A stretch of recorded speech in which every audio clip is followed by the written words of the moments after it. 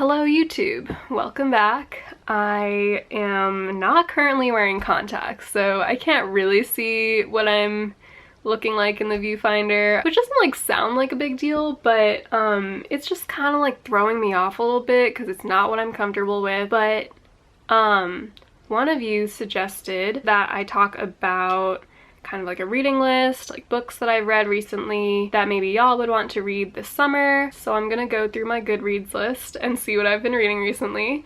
I don't actually have most of these books in physical copies with me here, at least, because I either borrowed it from a library when I read it, or because I read the ebook, which is what I've been doing a lot more recently. So I can't show y'all the physical copies of them, but I will definitely put like a photo.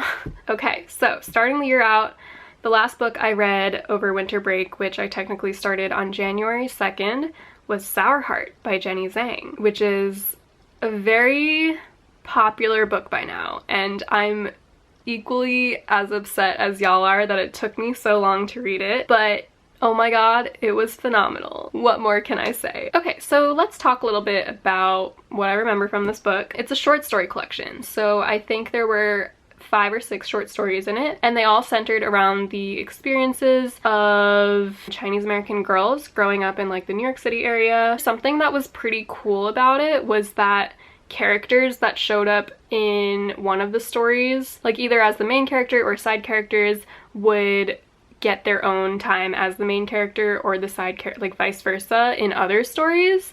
And I had never seen that done before. It was so cool. Like most of the short stories in collections that I've read have been very self-contained, and there would never really be overlap except for themes maybe, but these characters would like show up through all of the stories and just made the whole thing seem a lot more cohesive, but also just that everything was existing within the same world. The voice was really cool. I just was in love with her writing style. It just feels very realistic to the voice that would be in a young girl's head. And it feels very candid and forthcoming, especially because, so in a lot of like the early stories, there's a lot of like, and I don't think this is a bad, no, this was like kind of one of my favorite parts of it, and like I think Jenny would, not that I know Jenny, but I feel like she would agree, like this was one of the good parts of it, was just how transparent it was with like the gross parts of adolescence and growing up, and like how there's like real like disgusting, disturbing stuff. That's kind of why I think the collection is called Sour Heart, because it's not all sweet and it's mostly not sweet. Like the sweet parts are to be cherished because there's so much like hurt and grossness. And it's not that that's not beautiful, it's just like, why are we putting so much value on beauty in the first place? Why can't we just embrace the not so beautiful parts, you know? It was really great. If you've read it, you'll know what I'm talking about, and when you do read it, you'll also understand what I'm talking about. So Sour Heart, I rated 5 stars. Disclaimer, most of the books I read, I give 5 stars because most of the books I pick are phenomenal. No, I'm kidding. I stand by my ratings. I've rated books 4 and 3 and 2 stars before. Okay, January 20th, I started reading Written on the Body by Jeanette Winterson, which is not a very new book. It was published in 1994. It's also not a very long book. It's just 192 pages. I think I found out about this book because I was searching up autofiction, which is this very confusing genre of, well, the books in the genre are not the confusing part. It's the whole concept of the genre that's confusing, because it's kind of like a genre that exists between autobiography and fiction, as the name would imply, but it's not autobiographical fiction and it's not fictional autobiography, but it can be some parts of both. I'm still not entirely sure how to define it, but if you search up autofiction, one of the books that is classified under this genre is Written on the Body. It's very concerned with love and attraction and intimacy. I'm not really sure how to summarize it. I think one of the reviews I once read about it kind of explained it as like when you have like a crush on someone and you're just like in your head 24/7, like obsessing over this person and like every single interaction you have with them. Yeah, so that's kind of what this book is. It's just like this deep dive into the main character's mind and their obsession with their multiple crushes throughout the novel. What is noteworthy is I didn't actually notice this when I was reading the book, which is definitely a reflection of my internal biases, but Jeanette Winterson actually never specifies the gender of the protagonist, which I found to be really cool once I did realize that, especially because it was written in 1994. I really liked it. I thought it portrayed intimacy and infatuation very realistically, and also did touch on like more negative emotions that you might not want to outwardly express, but you're able to see them in this book and relate to it on some level. I don't know, I really like books that express the complexity of emotions on like a very minute level. Like I feel like all of my writing is concerned with that. So yeah, I also gave this book 5 stars. Very good book. All right, next book. Oh my god, this one is a life changer. And I don't even know like why really. I have so many thoughts about it, but I don't know if I can like begin to really describe them all. So it's Department of Speculation by Jenny OFFILL, which I believe is also like a very popular book, and I'd heard of it before I read it. It came out in 2014. It's known to be like also in the autofiction genre, though I believe Jenny herself has said that it's not, so that's kind of a contentious debate. It's a pretty quick read as well. It's 179 pages. When did I read it? I read this February 10th. First, I think I should discuss the format of the book. It is told in, they're not really like fully developed scenes. They're very short, like vignettes, but shorter than that. My friends and I call them fragments, actually. So they're told in fragments, which are like 3 to 4 sentences, maybe a little bit longer, but most of the time they're shorter than that. Like they're just very like one-off fragments. And I'm not sure if I'm like confusing this with something else, but I believe that they're not necessarily chronological either, which is so cool to me. So the plot of the book itself is about this marriage that is slowly decaying and falling apart. The narrator's tone is so funny, so sarcastic. She's got this like very like dark humor kind of approach. Like it's not a humor book, but it kind of like balances out the rougher parts of the experience, and even like the way she deals with these events, it just feels so realistic and powerful. Gia Tolentino actually writes about Department of Speculation in one of the essays in Trick Mirror. So when we get to that one, this will come back again. I gave this one 5 stars, and I think it definitely deserves that. All right, so then February 15th, I read a book called What We Lose by Zinzi Clemens, and this one is also autofiction. Okay, maybe I should just change the video title to like autofiction reading list, because at this point it's getting a little bit absurd. But yeah, I was just like really captivated with the genre at the time, and I still am now, so if you have any recommendations for me, leave them down below. Okay, so this is like a little bit like Jenny OFFILL,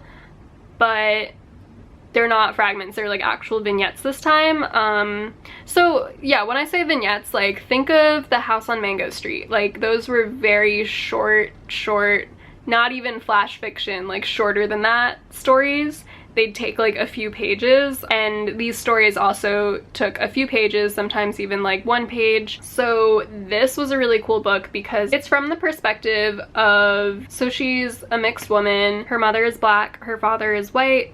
Her mother grew up in South Africa. Her father, I believe, grew up in the US. It's a book that's very concerned about race, sexuality, family, and how you define home. And the language here was also just so, the words are just so specifically picked to express very specific and nuanced emotions.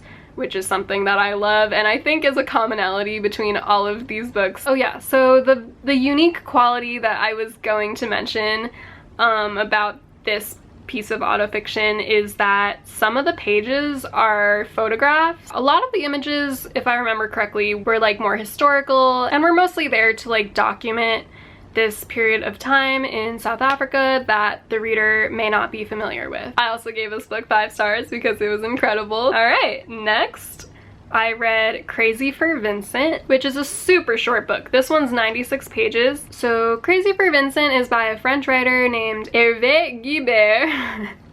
I hope I did that right. I do need to give a bit of a content warning that it is about some more mature themes.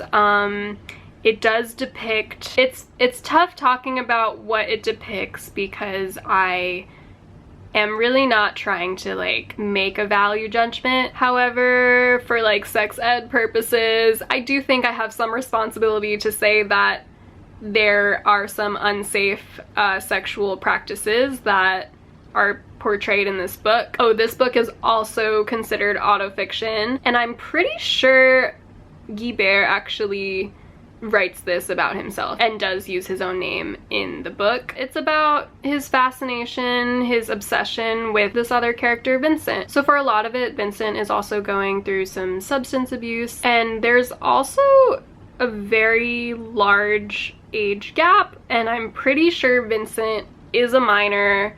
I'm not exactly sure what French law is about that, especially at the time that this was written. So yeah, just a lot of questions there. However, I do think that the difference between this book and other books that have portrayed similar kinds of events is that this book does it responsibly, and you can visibly see how Guibert and Vincent's lives are both impacted. It's a tricky book. It's also very honest about everything, and that's kind of what I decided to value more in reading this book. I can definitely see how it might not be for everyone, but I personally felt like Guibert wrote about it very responsibly and there was a lot to be learned from it. So that is why I also gave this book 5 stars. It's a very quick read. I think, oh, I keep forgetting to say when I read this. I read it February 26th to February 28th, so that was literally 2 days. Okay, moving along. Okay, so this book actually took me more than 2 months to read, which was maybe partly due to its length, but more so just because of how difficult of a subject it was to grapple with. She wrote about it so well. I felt a responsibility to read every single word carefully and just sit with it, you know? Like every line, I would just like take a pause and sit with that line and really consider it. So this book is Know My Name by Chanel Miller, and it's a memoir. It covers a very wide range of events from her life, from growing up in Palo Alto, her relationship with her family and especially her mother, but a lot of it was about the sexual assault case against Brock Turner. And so this book detailed the entire criminal justice process before, during the trial, and after. This book is so important, and like, yes, the language was beautiful and the way she writes is just so special, but I really want to set aside all of the literary stuff because her story is really what matters here, and I could not recommend this more. Like seriously, if there's only one book that you read in this entire list, I think it should be this one. I obviously gave it 5 stars as well. It is 368 pages. However, like, not one page is wasted. It has a 4.71 average rating on Goodreads, and that is well deserved. That is one of the highest like average Goodreads ratings I've ever seen. So that is my list of books. And then right now I've been reading Trick Mirror by Gia Tolentino. Click on the link to join the book club below. Yeah, it's been really cool so far. Last night I was reading a little bit more of it, and I had to like lie down for a while and just like think, because at first it took a bit to really try to understand what she meant, and all of the essays are about such different topics, but I I think I'm starting to see how it all converges, and it's really cool. And it definitely ties into the title. I feel like this is the time to read it. Like, I mean, it'll still apply in 10 years, I'm sure, but like, so much is going on that's relevant, and yeah, join the book club. I just want to have people to be able to talk about this book with, because I have so many thoughts on it. It's such a cool book, and I really hope y'all are having a good summer and trying to incorporate reading into it a little bit. Just a little bit every night is kind of what I do before I go to sleep. And it's a good way to like get my brain to like still work a little bit every day. And yeah, I mean, I love books, I do, but it still like takes energy to like get myself to read. But I do feel so much better after I read. Hope y'all are having a similar experience, and I'll see you next time. Bye!